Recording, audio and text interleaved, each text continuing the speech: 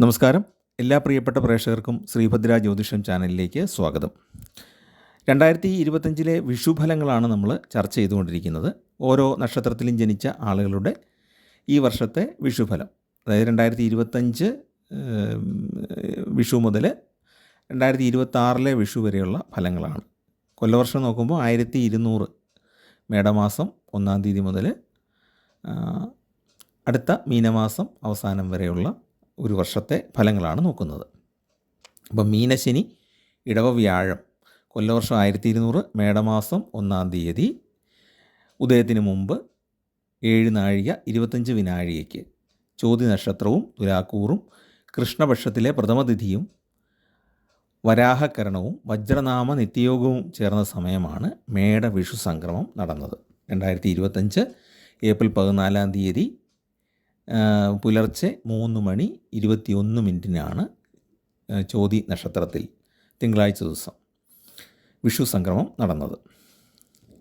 അപ്പോൾ നമ്മൾ ഈ വിഷു സംക്രമം നടക്കുന്നത് ചോതി നക്ഷത്രത്തിലാണ്. ഈ നക്ഷത്രത്തെ അടിസ്ഥാനപ്പെടുത്തിയാണ് പ്രധാനമായിട്ടും വിഷുഫലം ചിന്തിക്കുന്നത്. പിന്നെ ആ സമയത്തുള്ള തിഥി, കരണം തുടങ്ങിയ ഘടകങ്ങളും നമ്മൾ പ്രവചനത്തിന് വേണ്ടിയിട്ട് ഉപയോഗിക്കുന്നുണ്ട്. അപ്പോൾ നമുക്ക് പാരമ്പര്യ രീതിയിലുള്ള ഗണിതം അനുസരിച്ച് എങ്ങനെയാണ് വിഷുഫലം എന്ന് നോക്കാം. വിഷു സംക്രമ നക്ഷത്രത്തെ ആസ്പദമായിട്ട് ചിന്തിക്കുമ്പം മകം നക്ഷത്ര ജാതർ അന്ത്യഷട്കം എന്ന വിഭാഗത്തിലാണ് പെടുന്നത്. മുൻ വീഡിയോകളിൽ പറഞ്ഞിട്ടുള്ളതുപോലെ തന്നെ നക്ഷത്രങ്ങളെ സംക്രമ നക്ഷത്രം മുതൽ എണ്ണിയിട്ട് 6 വിഭാഗങ്ങളായിട്ട് തിരിച്ചിട്ടുണ്ട്. ആദിഷട്കം, മധ്യഷട്കം, അന്ത്യഷട്കം എന്നും ആദിശൂലം, മധ്യശൂലം, അന്ത്യശൂലം എന്നും അങ്ങനെ 6 വിഭാഗങ്ങളായിട്ട് തിരിച്ചിട്ടുണ്ട്. ഇതിൽ അന്ത്യഷട്കം എന്ന വിഭാഗത്തിലാണ് ഏത് നക്ഷത്രം വരുന്നത്? മകം നക്ഷത്രം വരുന്നത്. അതായത് ചോതി എന്ന സംക്രമ നക്ഷത്രത്തെ അടിസ്ഥാനമായിട്ട് ചിന്തിക്കുമ്പോൾ മകം എന്ന് പറയുന്നത് അന്ത്യഷട്കമായിട്ടാണ് വരുന്നത്. അതുകൊണ്ട് തന്നെ ഈ ഷട്കങ്ങളെല്ലാം അനുകൂലമാണ്. ആദി ഷട്കം, അന്ത്യഷട്കം, മധ്യഷട്കം. അപ്പോൾ ഷട്കം എന്ന വിഭാഗത്തിൽ വരുന്നത് കൊണ്ട് ഫലം അനുകൂലമാണ്. പല കാര്യങ്ങളും, ആഗ്രഹിക്കുന്ന കാര്യങ്ങൾ നടന്നു കിട്ടും. നേരത്തെ മാറ്റിവെച്ച കാര്യങ്ങൾ പോലും ഈ സമയത്ത് സാധിച്ചു കിട്ടും. ബിസിനസ്സിലും തൊഴിൽ രംഗത്തും ഉയർച്ചയുണ്ടാകും. പിന്നെ കടബാധ്യതകളിൽ നിന്ന് ആശ്വാസം ഉണ്ടാകും. സാമ്പത്തിക വിഷമതകൾ നന്നായിട്ട് കുറയും. പൂർണ്ണമായിട്ടും മാറും എന്ന് പറയാൻ കഴിയില്ല, എങ്കിലും നന്നായിട്ടത് കുറയ്ക്കാൻ കഴിയും. ആരോഗ്യ പ്രശ്നങ്ങൾക്ക് പരിഹാരമുണ്ടാകും. വിദഗ്ധ ചികിത്സ ലഭിക്കും. കലാകാരന്മാർക്ക് അനുകൂലമായ കാലമാണ്. രാഷ്ട്രീയക്കാർക്ക് പൊതുവെ അനുയായികളിൽ നിന്നും അംഗീകാരമൊക്കെ കിട്ടുന്ന കാലമാണ്. ഇനി നമുക്ക് ഗ്രഹഗോചര ഫലം നോക്കുമ്പോൾ, അതായത് ഗ്രഹങ്ങളുടെ താൽക്കാലിക സ്ഥിതി വെച്ചുള്ള ഫലം നോക്കുമ്പോൾ രാഹു, ശനി തുടങ്ങിയവയൊക്കെ അഷ്ടമഭാവത്തിൽ നിൽക്കുന്നതിൻ്റെ ഒരു ബുദ്ധിമുട്ടുണ്ടാകും. പക്ഷേ ഈ വിഷുഫലം വെച്ച് നോക്കുമ്പോൾ മക നക്ഷത്രത്തിന് പൊതുവെ അനുകൂലമായിട്ടുള്ള ഒരു കാലഘട്ടമാണ് അടുത്ത ഒരു വർഷം. ജോലി കാര്യത്തിൽ പ്രധാനമായിട്ടും കർമ്മരംഗത്ത് അല്ലെങ്കിൽ ഒരു ജോലി ലഭിക്കണമെന്ന് ആഗ്രഹിക്കുന്നവർക്ക് ഗുണകരമായ ജോലി ലഭിക്കും. കരാർ പണികളും മറ്റും ഏറ്റെടുത്ത് നടത്തുന്നവർക്ക് അതിന് നല്ല രീതിയിൽ ബിസിനസ് വ്യാപിപ്പിക്കാനും സാമ്പത്തിക ലാഭവും ഒക്കെ ഉണ്ടാകും. ഏജൻസി, കമ്മീഷൻ, വ്യാപാരം ഇവയിലൂടെ ധനലാഭം ഉണ്ടാകും. സമ്പാദ്യശീലം വർദ്ധിപ്പിക്കാൻ സാധിക്കും. ശാസ്ത്ര രംഗത്തുള്ളവർക്ക് നേട്ടമാണ്. അതുപോലെ തന്നെ അധ്യാപകർ, കോച്ചിങ് ക്ലാസ് എടുക്കുന്നവർ, അവർക്കൊക്കെ നേട്ടമുള്ള കാലമാണ്. പിന്നെ ജീവിതശൈലി രോഗങ്ങളിൽ നിന്നൊക്കെ, പ്രഷർ, പ്രമേഹം തുടങ്ങിയ രോഗങ്ങളിൽ നിന്നൊക്കെ ഒരു നല്ലൊരു അളവ് വരെ ആശ്വാസം ലഭിക്കുന്ന കാലഘട്ടമാണ്. പിന്നെ പ്രണയിക്കുന്നവരെ സംബന്ധിച്ചിടത്തോളം പ്രണയം സഫലമാകാനുള്ള അന്തരീക്ഷങ്ങൾ ഒരുങ്ങി വരും.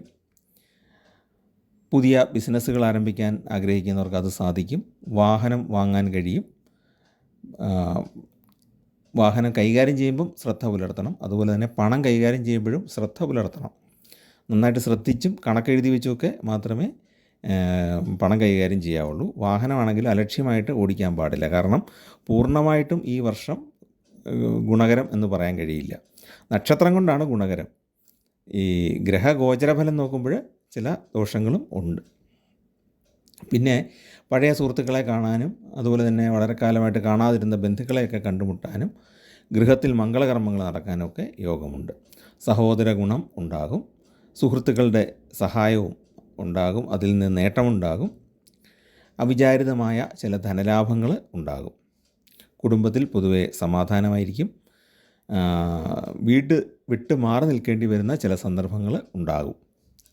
വിദേശത്ത് പോകാൻ ശ്രമിക്കുന്നവർക്ക് സാധിക്കുന്ന കാലമാണ്. വിദേശത്ത് ജോലി ലഭിക്കാൻ സാധ്യതയുണ്ട്. സാമ്പത്തിക സ്ഥിതി മെച്ചപ്പെടുത്താനും സാധിക്കും. പിന്നെ നേരത്തെ എടുത്തു ചാടി ചെയ്ത ചില കാര്യങ്ങൾ ഈ സമയത്ത് വിഷമകരമായിട്ട് അനുഭവപ്പെട്ടേക്കും. ജോലിയിൽ ഉള്ളവരെ സംബന്ധിച്ച് മേലുദ്യോഗസ്ഥരുടെ അംഗീകാരവും അഭിനന്ദനവും ഒക്കെ കിട്ടാനുള്ള സാധ്യതയുണ്ട്. ആത്മീയ കാര്യങ്ങളിൽ കൂടുതൽ ശ്രദ്ധിക്കുന്നതാണ്. പ്രാർത്ഥനയൊക്കെ വർദ്ധിക്കും. സൽക്കർമ്മങ്ങളിൽ താല്പര്യമുണ്ടാകും. പൊതുരംഗത്ത് പ്രവർത്തിക്കുന്നവർക്ക് മറ്റുള്ളവരെ സഹായിക്കാനൊക്കെ സാധിക്കും. സന്തോഷം നൽകുന്ന പല വാർത്തകളും കേൾക്കാനായിട്ടുള്ള യോഗവും ഉണ്ട്. ഇനി നമുക്ക് ആയം, വ്യയം, കന്തായം തുടങ്ങിയ ഘടകങ്ങളെപ്പറ്റി കൂടെ നോക്കാം. ഈ മകനക്ഷത്രം ഉൾപ്പെടുന്ന ചിങ്ങക്കൂറിന് ആയം 11 വ്യയം 11 അത് എന്ന് പറഞ്ഞാൽ തുല്യമാണ് വരവും ചെലവും. വലിയ ഗുണമോ വലിയ ദോഷമോ അല്ല, എന്നാൽ സാമാന്യം ഗുണകരമാണ്. നഷ്ടമുണ്ടാകാനുള്ള സാധ്യത കുറയും എന്നുള്ളതാണ്. രണ്ടും തുല്യമായിട്ട് വന്നാൽ വലിയ ധനനഷ്ടമോ ധനലാഭമോ ഒന്നും ഉണ്ടാകുകയില്ല. ശരാശരി ധനലാഭമേ ഉണ്ടാവുകയുള്ളൂ. പിന്നെ മകനക്ഷത്രത്തിൻ്റെ കന്തായ ഫലം എന്ന് പറയുന്നത് 0, 2, 0 അതായത് 0, 2, 0 അതാണ്. അതുകൊണ്ട് മേടം മുതൽ 4 മാസം സമ്മിശ്ര ഫലങ്ങളായിരിക്കും. ചെറിയ ദുഃഖങ്ങളൊക്കെ ഉണ്ടാകും, ചില സുഖാനുഭവങ്ങളും ഉണ്ടാകും. വളരെ കുറഞ്ഞ ധനലാഭമായിരിക്കും. ചിങ്ങം മുതൽ 4 മാസം സാമാന്യ സുഖാനുഭവങ്ങളും ആവശ്യത്തിനനുസരിച്ചുള്ള ധനവും ഉണ്ടാകും. ധനുമാസം മുതൽ 4 മാസം കുറഞ്ഞ രീതിയിലുള്ള ധനലഭ്യതയായിരിക്കും. മനസ്സിന് സുഖക്കുറവ് ഉണ്ടാകും. ഇനി നമുക്ക് മകം നക്ഷത്രക്കാർ ചെയ്യേണ്ട വഴിപാടുകളിലൂടെ സാമാന്യമായിട്ട് നോക്കാം. മകം നക്ഷത്രക്കാർ വിഘ്ന നിവാരകനായ ഗണപതി ഭഗവാനെയാണ് ഏറ്റവും പ്രധാനമായിട്ട് ഭജിക്കേണ്ടത്. എല്ലാ ദിവസവും ഗണപതി സ്തോത്രങ്ങൾ ചൊല്ലുന്നത് വളരെ ഉത്തമമാണ്. ഇനി അതൊന്നും സാധിച്ചില്ലെങ്കിൽ ഗം ഗണപതയേ നമ എന്നുള്ള ആ മൂലമന്ത്രം ഉണ്ടല്ലോ, അതൊരു 9 പ്രാവശ്യമെങ്കിലും രാവിലെയും വൈകിട്ടും ജപിച്ചാൽ ഒരുപാട് ദോഷങ്ങൾ മാറിപ്പോകും. പിന്നെ സാധിക്കുന്നവർക്ക് പക്കപ്പിറന്നാൾ തോറും ഗണപതി ഹോമം നടത്തുകയാണെങ്കിൽ നല്ലതാണ്. അല്ലെങ്കിൽ ഗണപതി ക്ഷേത്രത്തിൽ ദർശനം നടത്തിയിട്ട് വിളക്ക് തെളിയിച്ചാലും മതി. മകം നക്ഷത്രത്തിലും അതിൻ്റെ അനുജന്മ നക്ഷത്രങ്ങളായ അശ്വതി, മൂലം നക്ഷത്രങ്ങളിലും ക്ഷേത്ര ദർശനം നടത്തിയിട്ട് നമ്മളാൽ കഴിയുന്ന വഴിപാടുകളൊക്കെ ചെയ്യുക. പിന്നെ സൂര്യദശ, വ്യാഴദശ, ചൊവ്വാദശ ഈ 3 ദശാകാലങ്ങളാണെങ്കിൽ പ്രധാനമായിട്ടും ദോഷ നിവാരകമായിട്ടുള്ള കർമ്മങ്ങൾ അനുഷ്ഠിക്കുക. ആ 3 ദശകളിലുള്ളവർ സൂര്യദശ, വ്യാഴദശ, ചൊവ്വാദശ ഇതാണെങ്കിൽ ഗണപതി പ്രീതികരങ്ങളായ കർമ്മങ്ങൾ, സൂര്യപ്രീതികരങ്ങളായ കർമ്മങ്ങളൊക്കെ ചെയ്യുന്നത് വളരെ നല്ലതാണ്. പിന്നെ ദോഷം മാറാൻ വേണ്ടിയിട്ട് കുടുംബദേവതയെ ഭജിക്കുക, ദേവീക്ഷേത്ര ദർശനം നടത്തുക, പഞ്ചദുർഗാ മന്ത്ര പുഷ്പാഞ്ജലി നടത്തിക്കുന്നത് ഉത്തമമാണ്. പിന്നെ ദേവീ സ്തോത്രങ്ങൾ അല്ലെങ്കിൽ ദേവിയുടെ ഏതെങ്കിലും ചെറിയ മന്ത്രങ്ങളൊക്കെ ഉണ്ട്, ആ മന്ത്രങ്ങൾ ജപിക്കുന്നത് നല്ലതാണ്. മന്ത്രങ്ങൾ ജപിക്കാനുള്ള ശുദ്ധി വരുത്താൻ കഴിയാത്തവർ സ്തോത്രങ്ങൾ ജപിച്ചാൽ മതി, നാമം ജപിച്ചാൽ മതി. ദേവീ നാമങ്ങൾ ജപിക്കുക.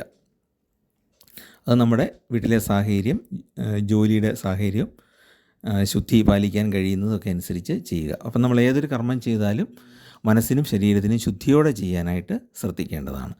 ഇത്രയേ ഉള്ളൂ മകം നക്ഷത്രക്കാരുടെ സാമാന്യമായ വിഷുഫലം പറയാനുള്ളത്. എല്ലാവർക്കും നന്മയുണ്ടാകട്ടെ എന്ന് പ്രാർത്ഥിക്കുന്നു. ചാനൽ ഇഷ്ടപ്പെട്ടെങ്കിൽ ദയവായിട്ടും സബ്സ്ക്രൈബ് ചെയ്യുകയും നിങ്ങളുടെ സുഹൃത്തുക്കൾക്കും പരിചയക്കാർക്കും ഒന്ന് ഷെയർ ചെയ്ത് കൊടുക്കുകയും ചെയ്യുക. എല്ലാവർക്കും നന്മയുണ്ടാകട്ടെ എന്ന് ഒരിക്കൽ കൂടെ ദൈവത്തോട് അപേക്ഷിക്കുന്നു. എല്ലാവർക്കും നമസ്കാരം.